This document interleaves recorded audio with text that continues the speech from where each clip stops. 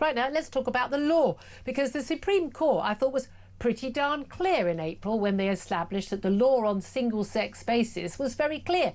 It was based on biological sex, not what a man or a woman thinks they are on a Tuesday afternoon. It's about what you actually are, not what a piece of paper says, the gender recognition certificate, not whether you've got a wig on or you've put on a pair of fake boobs. No.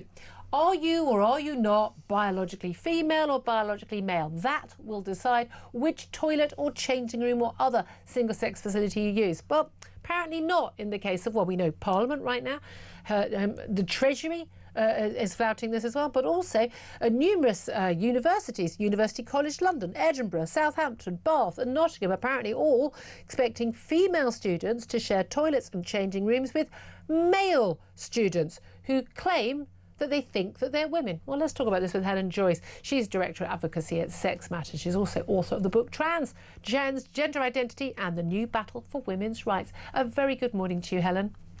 Hi, Julia. Thank you so much for joining us. Now, I mean, you were there at the Supreme Court with this amazing decision that was basically, I mean, the fact that we needed a Supreme Court to tell us what difference between the sexes was mind-blowing. But lots of people were saying at the time, that's it, it's all done and dusted, move on. We've still got sporting bodies who haven't got to grips with this. We've got government organisations. We've got numerous charities, the arts, and universities. Some young women being told they're going to have to share facilities, probably in single-sex dorms and the like, with men who claim that they are women, but because that still counts as being a woman according to them. That is a flagrant ignorance of the law, is it not? I think it's deliberate. I was sitting in court, as you say, in April when that judgment was handed down, and a very experienced lawyer friend turned to me afterwards and said, there's nothing left for us to do. Well, it turns out that a lot of people are pretending that they don't know what the court said, which, as you say, is very clear. It said that in the Equality Act, male and female mean biology, not paperwork or identity. And the only basis for offering single-sex spaces is on the basis of the Equality Act, because otherwise it's sex discrimination. You have to be permitted to do sex discrimination. So I've explained that to you in, 15 seconds? Yeah. Everybody who asks a lawyer or reads it knows what's happening, but they're all thumb-sucking, stroking their chins. We're waiting for the Equality and Human Rights Commission to issue some definitive guidance, which they'll ignore as well. Exactly. I mean, why would you pay attention to the EHRC if you're not paying attention to the Supreme Court? The Supreme Court, when it said that was the law the second it said it. Imagine if this was a tax judgment. The next day your accountant would be on to you saying, oh, we had misinterpreted the law. Act quickly or you're going to be charged. Yeah, and indeed the key point the Supreme Court made was not that they had changed the law. That was what the law had always been. And it was people... I mean, they weren't misinterpreting the law. They were willfully disregarding the law, and they're still doing so now. Could these universities just simply slap on these are unisex facilities sign? Just literally, if you put on a male and female sign, then they're not flouting the law. Well, it depends. For their workers, their employees, they can't, no, because they have to give decent facilities to workers, and that in most situations will mean actual single sex. So women, in particular, women have the right to not have to get changed or go to the toilet with men. That's right. That's right. The only way you can get around having female and male toilets is if all your facilities or lots of your facilities are just single user. Yeah.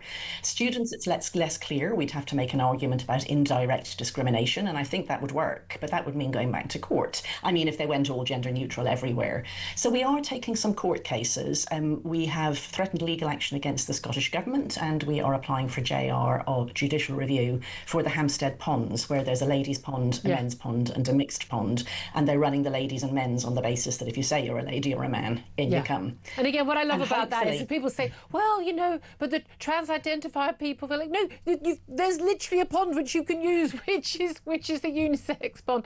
But I mean, that's the thing. That's such choice for someone to go swimming in Hampstead ponds. I mean, I agree with bringing the case on that because these are principal cases. But we're also talking about a lot of, 18-year-old, young women, and I don't want to describe all students as vulnerable, but they're new adults, they're young people, they're in a new environment, and then they're being forced to share sort of what would normally have been, and certainly in my day and your day, would have been single-sex facilities with men. And we're constantly told by the trans-identified men, because that's what they are. I hate the articles talk about biological males. Men. That's the word, men. I agree. Just what they're identifying is they're still men. The claim we often hear, certainly on social media, is, but we can't be in the toilets with the men because we might be harassed or beaten or sexually assaulted, so we need to be in with the women. But Helen, correct me, was there a reason why women didn't want men in the toilets with them in the first place? Wasn't that the exact same reason? I always think that when they open their mouths, they tell on themselves, you know. They're acknowledging the reason why we have single-sex spaces, which is that men can be dangerous to women. Not all men, but enough men that it's a serious concern. Yeah.